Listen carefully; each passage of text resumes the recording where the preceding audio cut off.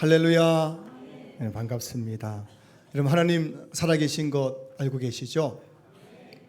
하나님 살아계신 것 믿으시죠?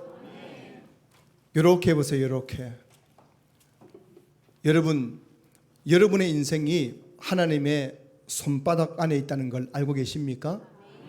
믿으십니까? 여러분의 인생의 주인은 나입니까? 하나님입니까? 여러분, 하나님은 여러분 잘 되게 하겠어요? 못 되게 하겠어요? 여러분 두 눈 딱 감고 하나님 믿고 살아가시기 바랍니다. 하나님 알아서 해주세요. 내가 잘못되면 누구 손내요? 하나님 손냅니다. 그래서 하나님 알아서 하세요. 하나님께 맡기고 하나님 잘 믿고 살아가는 성도들, 발 아픈데 손 내리세요. 이제 그래요. 오늘 또 여러분, 하나님은 여러분 지금 마음 다 알고 계십니다. 마음이 콩밭에 있는지 수보밭에 있는지 다 알아요. 여러분 마음을 주님께 활짝 열고 주님께 집중하십시오. 하나님은 사모하는 자를 만족해 하시는 분이십니다. 오늘 여러분들도 이 형식적인 예배가 아니라 그 속 사람이 정말 하나님을 깊이 만나는 그런 예배가 될 수 있기를 소망합니다. 그래서 오늘 하나님 말씀 들으면서도 오늘 말씀 속에서 나에게 주시는 음성이 듣게 해주십시오. 오늘도 예배 중에 하나님 만나게 해주십시오. 그렇게 사모하면서 예배 드리고 우리 모든 성도님들이 예배 마치고 나갈 때는 내가 하나님 만났습니다, 그렇게 기뻐하면서 이 예배 자리를 파할 수 있기를 주의 이름으로 축복합니다. 오늘은 억지로라도 십자가를 져야 하는 이유라는 제목으로 은혜를 나누겠습니다. 한 1년 전쯤입니다. 한 번은 이웃에 있는 교회에 부목사님이 운전하시는 교회 승합차를 탄 적이 있습니다. 차를 타고 얼마쯤 갔을까요? 주변을 둘러보니 운전대 위에 있는 그 선반에 먼지가 수북히 쌓여 있는 것을 보게 되었습니다. 그리고 차량 내부를 둘러보는데 그 공간들마다 먼지가 수북히 쌓여 있는 모습을 보게 되었습니다. 이 교회에는 부목사님이 6분 계시고 이 차량은 6분의 목사님이 매일 신방할 때 사용하는 차량이었습니다. 6분의 목사님이 매일 그 차를 타고 운전하며 신방을 다니는데 그 차 안에는 먼지가 수북히 쌓여 있더란 것입니다. 먼지에 민감한 제 육감적인 감각으로 봤을 때 그 먼지는 일주일, 2주일 쌓인 먼지가 아니라 1년쯤 청소하지 않았을 때 쌓일 수 있을 만큼 먼지가 수북히 쌓여 있었습니다. 혼자 생각했습니다. 왜 이렇게 먼지가 많은데도 불구하고 아무도 청소하지 않았을까? 생각하는 중에 제가 2가지 결론을 내렸습니다. 하나는 무관심 때문이었을 것입니다. 이 차는 내 차가 아닙니다. 만약 내 차였다면 그렇게 먼지가 쌓이도록 내버려 두지 않았을 것입니다. 눈이 오고 비가 온 다음에 수많은 차량들이 주유소에 가서 세차를 하더라고요. 세차가 끝난 다음에 차문을 열어놓고 걸레를 가지고 차를 싹싹이 닦는 모습들을 전 너무나 많이 봤습니다. 만약 그 차가 내 차였다면 분명 그 누구라도 한 사람은 물티슈 2장만 하면 다 닦을 수 있는 그 차 내부를 먼지를 다 닦았을 텐데 내 차가 아니니까 관심이 없는 거예요. 또 하나는 손해본다는 생각이 들었을 것입니다. 이 차는 나만 차는 차가 아니라 6명의 부목사가 같이 차는 차인데 왜 내가 먼지를 닦아야 돼? 아니 내 후배 목사가 해야 되지, 내가 왜 닦아야 돼? 내가 그 먼지 닦는 것이 손해본 일이라고 생각했을 수도 있겠지요.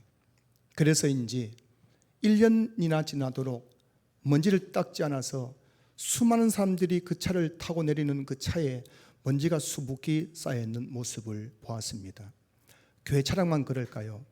여러분, 한국 교회들마다 그 예쁜 예배당에 수많은 사람들이 들락날락하면서 거기서 예배도 드리고 교제도 나누고 그 교회를 이용하지만 그 교회를 들락거리면서 단 한 번이라도 이 교회를 내 교회라고 나의 집과 같이 생각하는 성도들이 많지 않기 때문에 교회마다 구석구석에 먼지가 쌓여 있는 모습을 보게 됩니다.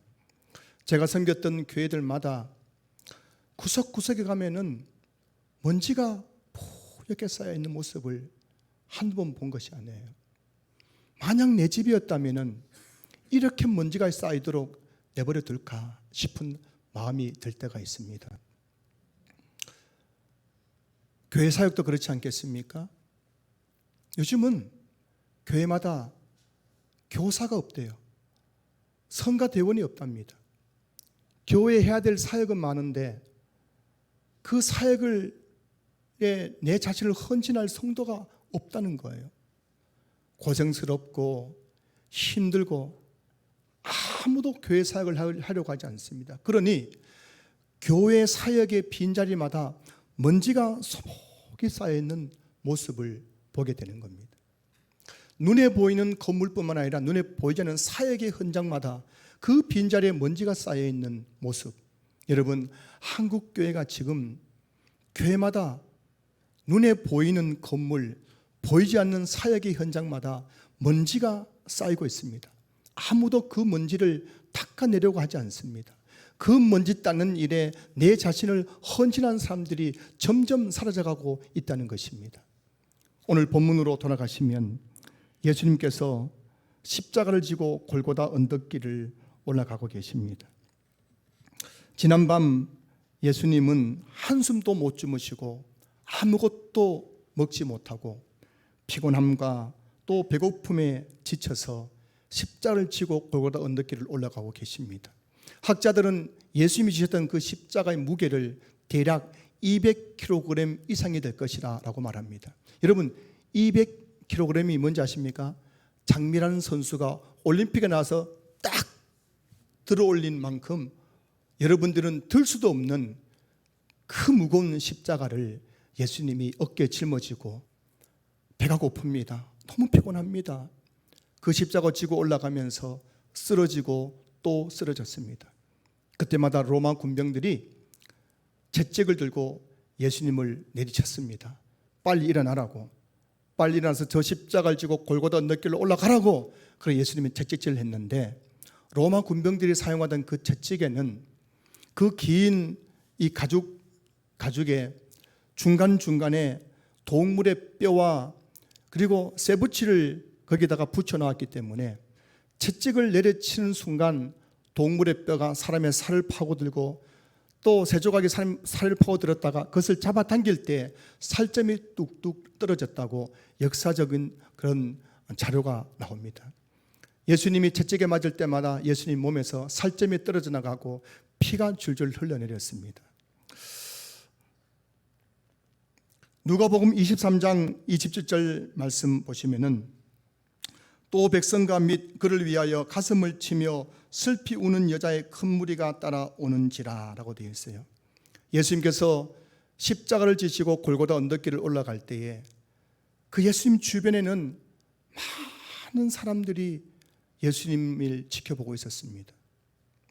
그 중에 여자들은 우는 여자도 있었지만 거기는 많은 사람들은 어쩌면 팔짱을 끼고 뒷짐을 지고 십자가 지고 넘어지고 또 넘어지는 그 예수님을 바라보고 있었는데 그들 중에 그 누구 하나도 내가 저 십자가를 대신 지겠다고 말하는 사람은 없었습니다.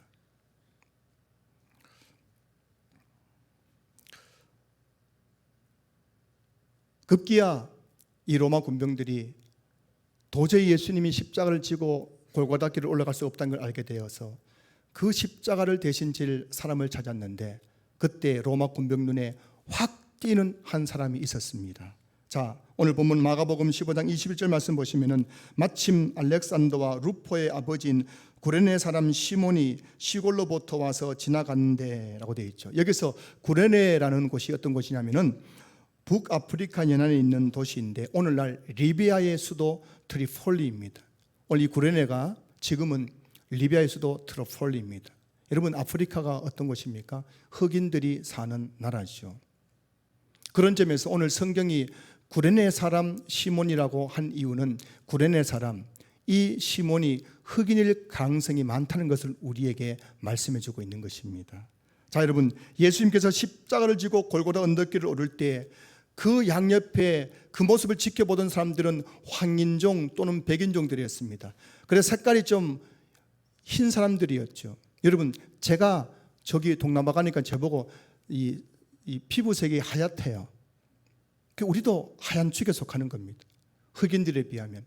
그게 주변에 사람들이 다 황인종, 백인종이 그렇게 무리져 있는데 그 중에서도 이 구레네에서 온 시몬, 그는 건장한 흑인 청년이었습니다.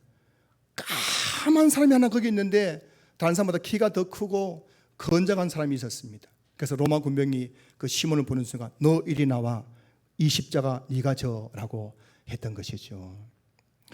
근데 여러분, 이 시몬은 예수님이 누군지 모릅니다. 그리고 이 시몬은 지금 예수님이 지는 이 십자가가 어떤 의미인지도 알지 못합니다. 그러니 여러분, 그 무거운 십자가를 내가 져야 할 이유가 없잖아요. 만약 이 시몬이 예수님이 누군지 알았었다면, 그리고 예수님이 지는 이 십자가가 온 인류를 죄에서 구원하시는 구원의 십자가라는 것을 알았더라면 아마 이 시몬은 기꺼이 자원해서 십자가를 졌다라고 성경에 기록했을 것입니다. 하지만 이 시몬은 예수님이 누군지 몰라요. 그 십자가가 어떤 의미인지 몰라요. 그러니 내가 왜 그걸 져야 합니까? 라고 했던 것이죠. 여러분, 제가 목회자로서 교회를 바라봅니다.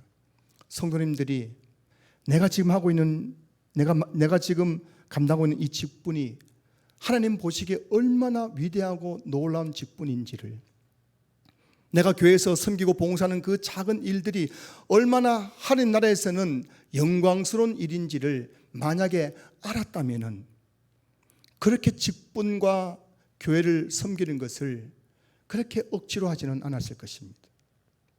만약 내가 하고 있는 이 작은 일이랄지라도 그것이 찬양이든 그것이 주일학교 교사이든 그것이 청소하는 일이든 그것의 가치와 그것이 얼마나 하는 보시기에 의미 있는 일인지 안다면 모든 성도들이 아마 기쁨으로 즐거이 감사하며 살 것이에요. 그러나 아직 우리는 하늘에서 하늘의 영광 속에서 우리의 이 교회의 모습을 바라볼 수 없기 때문에 우리는 시몬처럼 때로는 억지로 그 십자가를 질 때가 있지 않을까 생각해 봅니다. 여하튼 시몬은 싫습니다. 나는 못합니다. 내가 왜 저 십자가를 져야 합니까? 이렇게 많은 사람들이 있는데 왜 너보고 그거 하라는 겁니까? 하면서 끝까지 십자가 지기를 거절했습니다. 하지만 로마 군병들은 그를 그냥 보내지 않았고 억지로 그 십자가를 지게 했죠. 로마서 마가복음 15장 21절 그 다음 보실까요? 그들이 그를 억지로 같이 가게 하여 예수의 십자가를 지우고 라고 되어 있어요. 여러분, 이 시몬이 시골에서 올라오다가 예수님이 십자가 지고 가는 그 골고다길을 지나가고 있었습니다.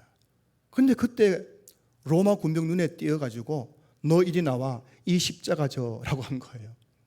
싫다는 대로, 못하겠다는데도 로마 군병들이 억지로 이 시몬에게 십자가를 지워서 골고다 언덕길을 올라가게 했다는 것입니다. 성도 여러분, 지금 이 시몬이 십자가 지고 골고다 언덕길을 올라가면서 어떤 생각을 했을까요? 한번 생각해 보면 제 같으면 어떻게 했을까? 와, 오늘 진짜 재수 없는 날이네. 오늘 진짜 재수 없네. 하필 그때 내가 거기 지나가다가 로마 군병 눈에 띄어가지고 하기 싫은데 내가 왜 이렇게 수고하고 고생하면서 이걸 져야 되는가? 야, 진짜 오늘 재수 없는 날이다. 오늘 진짜 재수 온 붙은 날이다 하면서 투덜거리고 불평하면서 아마 십자가를 지고 하지 않았을까 생각해 봅니다. 그런데요, 시몬이 억지로 진 그 십자가는 어떤 십자가입니까? 하나님께서 온 인류를 죄에서 구원하기 위해서 준비하신 구원의 십자가였습니다. 지금 시몬은 투덜거리고 불평하면서 그 십자가를 지고 골고다길을 올라갔지만 사실은요, 하나님의 나라에서 보면은 예수님의 그 십자가 사역에 유일하게 쓰임받은 사람은 시몬 한 사람밖에 없습니다. 성경 보세요. 예수님이 십자가를 지고 골고다길에 올라가서 십자가에서 우리 죄를 위해서 십자가에 달려 돌아가실 때까지 그 누구도 예수님의 그 사역에 참여하거나 협력한 사람이 아무도 없었습니다. 심지어 12제자들도 예수님 붙잡히시자 다 도망가 버렸습니다. 유일하게 이 구레네 사람 시몬만이 예수님이 십자가 지고 골고다 언덕길을 올라갈 때 그 십자가를 대신 짐으로 말미암아 예수님의 그 구원 사역의 동력자가 된 것입니다. 여러분, 교회는 어떤 곳입니까? 교회는 온 인류를 위하여, 온 인류를 죄에서 구원하기 위하여 주님이 자기 피로 사신 구원의 방주인 거예요. 여러분, 이 교회의 사역은, 가장 큰 사역은 구원 사역입니다. 그래서 주님의 몸된 교회를 섬기는 것은 주님의 구원 사역에 쓰임받는 일인 거예요. 여러분이 교회에서 봉사하고 헌신하고 직분 감당하는 것은 주님의 그 구원 사역에 내가 동력자로 쓰임받는 일이란 것입니다. 여러분이 교회를 섬기는 것은 시몬이 예수님의 십자가를 진 그 구원 사역에 참여하는 것과 같은 의미를 가지는 것이죠. 여러분이 교회를 위해서 봉사하고 헌신하는 것은 주님의 구원 사역에 쓰임받는 축복이고 아주 영광스러운 일이라는 것을 말씀하고 있는 것입니다. 오늘 설교 제목은 억지로라도 십자가를 져야 하는 이유입니다. 다른 성도 여러분, 저와 여러분들이 예수님을 믿고 교회에서 신앙생활을 하면서 억지로라도 십자가를 져야 하는 이유가 무엇일까요? 시몬의 이야기는 오늘 보면 마가복음 15장 21절, 그리고 마태복음 27장 32절, 누가복음 23장 26절 세 군데만 나옵니다. 시몬이 억지로 십자가를 진 다음에 그가 어떤 삶을 살았는지에 대해서 성경은 더 이상 기록하고 있지 않습니다. 자, 그런데요, 시몬이 십자가를 진 때가 AD 33년이었죠. 그리고 24년이 흐른 후 AD 57년 바울이 그에 서신 로마서를 기록했습니다. 그리고 로마서의 마지막 장 로마 16장에서 바울은 자신의 선교 사역에 함께 동역했던 동역자의 이름을 열거하고 있는데요. 그 중에서 로마서 16장 13절을 보시면은 주 안에서 택하심을 입은 루포와 그의 어머니에게 문안하라. 그의 어머니는 곧 내 어머니니라 라고 말씀합니다. 여기 나오는 루포가 누구입니까? 마가복음 15장 21절, 마침 알렉산더와 루포의 아버지인 구레네 사람 시몬, 이 로마서 16장 13절에 나오는 이 루포는 바로 구레네 사람 시몬의 아들이었습니다. 시몬이 억지로 예수님의 십자가를 지고 나서 그에 대한 이야기가 성경에 기록되어 있지 않았습니다. 하지만 그가 억지로 십자가를 진 다음에 24년이 흐른 후에 하나님이 그의 가정을 어떻게 변화시켜 줬는지에 대해서는 성경이 우리에게 너무나 분명히 말씀하고 있습니다. 자, 억지로 십자가 졌던 시몬의 아들 루포는 24년 후에 어떤 사람이 되어 있습니까? 로마서 16장 13절 보시면은 주 안에서 택하심을 입은 루포, 시몬의 아들 루포는 주 안에서 하나님의 택하심을 받고 예수님 믿는 사람이 되었습니다. 이 구절을 원어에 가장 가깝게 번역하면 이렇게 됩니다. 주 안에서 택하심을 입은 루포라는 이 한글 성경의 원어 성경을, 헬라어 성경을 보면은 이런 의미가 되는 거예요. 온전히 주님을 위해 헌신하도록 택함을 받은 루포라는 뜻이 됩니다. 시몬의 아들 루포는 온전히 주님만을 위해 헌신하도록 하나님의 특별한 택하심을 받아서 그가 예수님을 믿고 구원받고 또 예수님의 제자가 되어서 바울의 동력자로 초대교회에 귀하게 쓰임받는 일꾼이 되었다는 것입니다. 그리고 시몬의 아내는 또 어떤 사람이 되었습니까? 로마서 16장 13절 보시면은 그의 어머니에게 문안하라. 그의 어머니는 곧 내 어머니니라. 바울이 그의 서신 로마서에서 이 시몬의 아내를 언급하면서 내 어머니니라 라고 그렇게 기록하고 있는 겁니다. 여러분, 억지로 십자가를 졌던 시몬의 아내는 그 사건이 있은 후 24년 후 바울에게 영적 어머니처럼 같가 되어서 바울의 사역에 엄청난 영향력을 미치는 믿음의 사람이 되어 있었다는 것입니다. 시몬이 억지로 주님의 십자가를 진 후 24년 동안 시몬의 가정에 어떤 일이 있었는지에 대해서는 성경이 말하고 있지 않지만, 시몬이 억지로라도 십자가를 지고 났을 때에 그의 가정에 하나님께서 어떤 축복을 베풀어 주신지에 대해서는 너무나 분명히 기록하고 있지 않습니까? 예수 믿지 않던 그의 가정이 다 예수를 믿게 되었습니다. 예수 믿는 게 끝나는 것이 아니라 그 아들은, 루포는 바울의 동역자로 쓰임받았고, 그 시몬의 아내는 바울의 영적 어머니가 되어 있을 만큼 믿음의 명문 가정이 되었다는 것입니다. 이것이 바로 저와 여러분들이 억지로라도 십자가를 져야 하는 이유일 것입니다.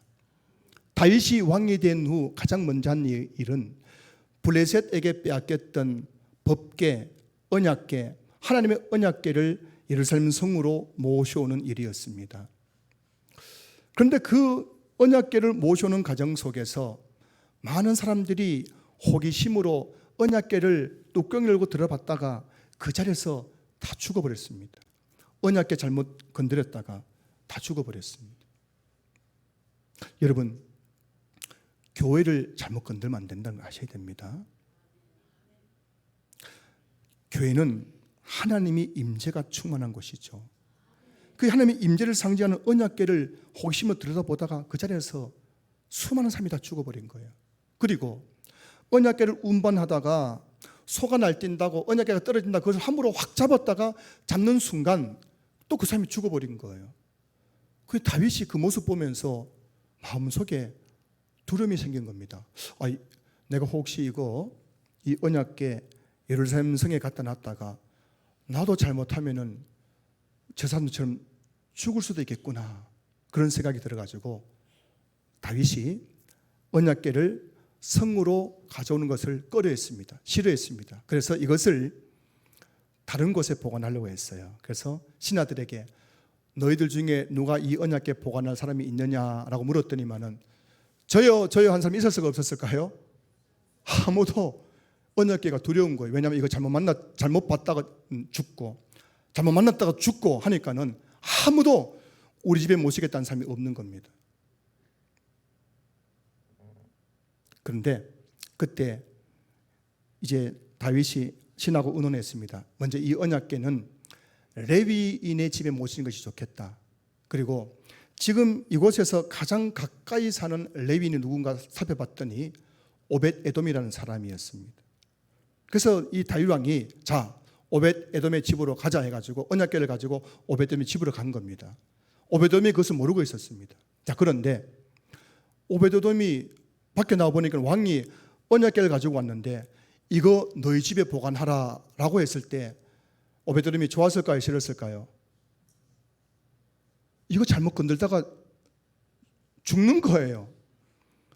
우리 집 애들이 호기심으로 그거 들춰보다가는 그 자리에서 즉사하는 거거든요. 그냥 오벳 에돔도 그거 지금 선뜻 우리 집에 모시겠다고 말할 수가 없는 겁니다.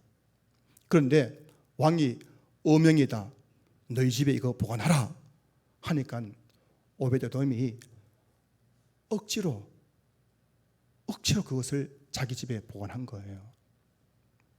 근데 여러분, 이 언약궤는 하나님의 임재를 상징하잖아요.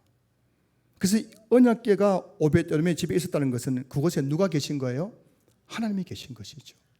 비록 오벳 에돔이 억지로 언약궤를 자기 집에 보관했지만 그렇게 언약궤를 자기 집에 모신 다음에 오벳 에돔의 집에 어떤 일이 일어났을까요? 사무엘하 6장 11절 말씀을 한번 보도록 하겠습니다. 사무엘하 6장 11절 말씀, 여호와의 궤가 가드 사람 오벳 에돔의 집에 석 달을 있었는데 여호와께서 오벳 에돔과 그의 온 집에 복을 주시니라. 여러분, 오벳 에돔은 자원해서 모신 게 아니었습니다. 억지로 언약궤를 자기 집에 모셨습니다. 그런데 여러분, 이 언약궤가 뭐라고요? 하나님의 임재를 상징하잖아요. 오벳 에돔이 하나님을 자기 집에 모신 거예요. 그래서 하나님께서 그 오벳 에돔의 집에, 오벳 에돔과 그의 집에 복을 주셨는데 이 복이 뭐냐면 첫째는 물질의 복이랍니다. 학자들은 두 번째는 자녀의 복이라는 겁니다. 오베데돔이 억지로라도 그 언약궤를 자기 집에 모셨는데 그 석 달 만에 하나님이 그 집에 물질의 복을 주시고 자녀들에게 엄청난 복을 주셨다고 성경이 우리에게 기록하고 있는 거예요. 사랑하는 성도 여러분, 하나님은 어떤 분이십니까? 하나님은 하나님을 위해서 작은 헌신을 하더라도, 그것이 때로는 억지로 하는 헌신이라도 하나님은 그 헌신에 반드시 복을 주시는 분인 줄로 믿을 수 있기를 주님으로 축복합니다. 여러분이 주님의 핏값으로 사신 교회를 섬기면서 아무도 하려고 하지 않는 그 일에 여러분 자신을 헌신했다고 쳐보십시오. 때로는 하고 싶지 않지만은 하도 최고원 목사가 부탁을 해가지고 억지로라도 그 일을 내가 감당했다고 쳐보십시오. 그리고 나서 24년이 흐른 다음에 여러분 가정에 임하게 될 하나님의 축복을 상상해 보십시오. 오늘 내가 억지로라도 교회의 어려움을 알고 내 시간과 내 몸과 내 물질들로 교회를 섬기는 거예요. 그럴 때는 당장에는 아무것도 없어 보이지만 시간이 흘러서 10년이 흐르고 20년 흐른 다음에 여러분 가정에는 반드시 하나님의 약속한 축복이 임하게 될 것입니다. 사랑하는 성도 여러분, 교회는 그리스도의 몸입니다. 그래서 하나님의 관심은 온통 교회에 있어요. 그리스도의 몸이기 때문이에요. 여러분 몸에 관심 많으시죠? 맨날 얼굴 보잖아요. 얼굴. 연세에 비해서 얼굴이 이렇게 탱탱하신 거죠? 뭘 바르셨어요? 뭘 주입하셨어요? 얼굴에 관심이 많고 몸매에 관심이 많고 내 몸에 관심이 많잖아요. 그런데 여러분, 하나님도 교회에 굉장히 관심이 많습니다. 하나님의 관심은 교회밖에 없어요. 왜냐하면 그리스도의 몸이기 때문이에요. 그래서 하나님은 그 주님의 몸인 교회를 위해서 내 시간과 내 몸과 물질 들어서 수고하고 헌신하고 봉사하는 그 성도들을 다 기억하시고 반드시 좋은 것으로 갚아주시는 분인 줄 여러분 믿을 수 있기를 주의 이름으로 축복합니다. 오늘 2024년 사역 신청서를 나눠드렸어요. 1지망, 2지망. 1지망은 예배에 관련된 것이고 2지망은 교회 관리와 청소와 관련된 것입니다. 보시면은 내가 할 게 아무것도 없어요. 주일학교 교사, 아이고 나는 못해. 나는 반주 해본 적도 없어. 뭐 방송칠, 아니 난 기계치야. 기계를 다룰 줄도 몰라. 뭐 전도, 아이고 나는 몸이 아파서 전도할 수 없어. 할 수 있는 게 아무것도 없어요. 또 강계상 물컵 준비, 뭐 누가 하겠지 뭐. 이거 쉬운 거 누가 안 하겠어. 여러분 주일날 이거 펑크 난 적 몇 번 있습니다. 다 서로 그냥 누가 하겠지 하다가 아무도 안 올리다가 제가 목이 객택 막혀가지고 한두 번 해요. 차량 운행, 아니 난 차량 운행 못해. 뭐 지금 할 게 안 없어요. 청소, 아니 난 청소 원래 청소 나를 싫어해. 아무도 할 거 없어요. 아무도 할 거 없어요. 근데 여러분 보시기에 내가 할 게 아무도 없더라도 억지로라도 사역에 신청해 보십시오. 예배를 위해서, 교회 관리를 위해서 억지로라도 한번 내가 2024년도에 내 자신을 주께 한번 들어보겠다 작정하고 결심하시고 한번 사역 신청해 보십시오. 여러분의 인생에 놀라운 일이 일어나게 될 줄로 믿습니다. 저는 말씀과 현장을 보면서 이제 좀 제가 눈이 열리는 것 같아요. 말씀은 성경이잖아요. 현장은 여러분의 삶이잖아요. 제가 이 성경과 여러분의 삶을 제가 묵상하고 지켜보면서 제가 이제 믿음의 세계, 영적 세계가 열리는 것 같아요. 자, 여러분 지난주에 말씀드렸죠. 하나님을 만난 사람의 공통점이 뭐라 했습니까? 하나님을 간절히 찾는 사람들이 하나님을 만나는 거예요. 그냥 폼 잡고 와가지고 아무런 간절함도 없이 예배 드려 보십시오. 하나님을 절대 만날 수가 없어요. 여러분 대통령 만나는 게 쉬울까 어려울까요? 어렵습니다. 대통령 만나려면은 전화해가지고 몇 개월 기다려야 되고 또 신분도 확인해야 되고 뭐 엄청난 절차를 거쳐가지고 겨우 대통령을 한번 만나도 10분 만나는 것도 쉬운 게 아닙니다. 근데 여러분, 대통령보다 몇백 배, 몇천 배 높으신 하나님 만나는 데 와가지고 하나님 내가 왔어요. 그럼 이거 왔구나. 그런 게 아니란 말씀입니다. 하나님이 이곳에 임재하시지만 정말 하나님이 어떤 분이신 줄 알고 그 하나님 앞에 엎드려 경배하면서 간절히 하나님을 찾을 때에 하나님께서 그때 우리를 만나주신 분이라는 걸 아셔야 됩니다. 그러니 많은 성도들이 한평생 교회 다녀도 하나님 만나지 못한 이유가 뭐냐면 간절함이 없는 거예요. 사모함이 없는 거예요. 하나님은 나를 간절히 찾는 자가 나를 뭐라 했습니까? 만날 것이라고 했잖아요. 그리고 여러분, 하나님을 만나면 반드시 그 사람의 인생은 간증의 인생으로 바뀌게 됩니다. 하나님 만나면 그 사람 삶에 상상할 수 없는 간증을 하게 되는 인생으로 바뀌게 되는 거예요. 저는 우리 신앙교회 성도님들이 간증의 인생 될 수 있기를 주로 축복합니다. 여러분이 하나님 믿지 않는 게 아니에요. 믿기는 믿습니다. 그런데 간절함이 없는 거예요. 그냥 하나님을 만날 수가 없는 겁니다. 그 안에 만나면 여러분 인생의 문제는 아무것도 아니에요. 여러분 뭐 돈 문제요? 건강 문제요? 자녀 문제? 그 아무것도 아닙니다. 하나님 만나면 하나님께서 다 해결해 주시는 거예요. 또 한 가지는 참 제가 깨닫게 되는 것은 간증하는 분들의 공통점이 있는 거예요. 이게 공식이에요. 공식. 이게 성경 공식입니다. 간증하는 분들을 성경을 봐도 그러고 간증하는 분들을 봐도 그러고 공통점이 뭐냐면은 그들이 그 간절히 하나님을 찾는 가운데에 내 삶을 주께 드리는 거예요. 내 시간을 주께 드리고 내 몸을 주께 드리고 내 물질을 주께 드리고 그렇게 주님께 내 모든 것을 내어드린다는 것입니다. 그것을 내어드릴 때는 손해보는 것 같고 당장에는 아무리 일어나지 않는 것 같지만은 나의 것을 구별하여서 하나님께 정말 거룩하게 헌신하고 드릴 때에 반드시 하나님께서 그것보다 30배, 60배, 100배 더 축복해 주시더라는 것입니다. 이것이 여러분 성경이 말씀하고 있고 오늘 우리 삶의 현장에서 수많은 성도들이 경험하는 하나님이신 겁니다. 저는 우리 신앙교회 성도님들이 정말 하나님 만났으면 좋겠어요. 머릿속으로만 그냥 하나님이 어떤 분인지 아는 게 아니라 내 삶의 현장에서 하나님을 만나고 그 하나님 때문에 감격해가지고 주일 예배 와가지고 내 하나님 만났다고 그렇게 간증하는 분들이 많았으면 좋겠고요. 여러분들이 정말 주님 앞에 나가 져야 할 십자가를 지고 그렇게 헌신할 때 하나님 반드시 여러분들에게 복으로 갚아주시는 분임을 여러분 꼭 믿을 수 있기를 소망합니다. 자, 오늘 본문에 나오는 시몬 보십시오.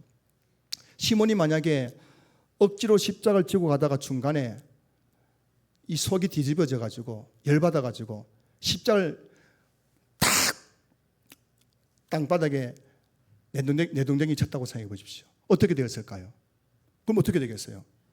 당장에는 로마 군병에게 개패듯이 그냥 맞을 겁니다. 안 그렇겠어요? 십자가 지고 가야 되는데 이거 내동댕이 치니까는 로마 군병에게 개패듯이 맞을 거예요. 여러분 하나님께 매맞기 전에 잘 하시기 바랍니다. 여러분 모든 분들에게 하나님께 사명을 주셨거든요. 내게 주신 그 사명을 내팽개치면 여러분 하나님께서 대다 알았다 놔두는 게 아닙니다. 반드시 개패듯이 패가지고 다시 그 십자가 지게 하시는 거예요.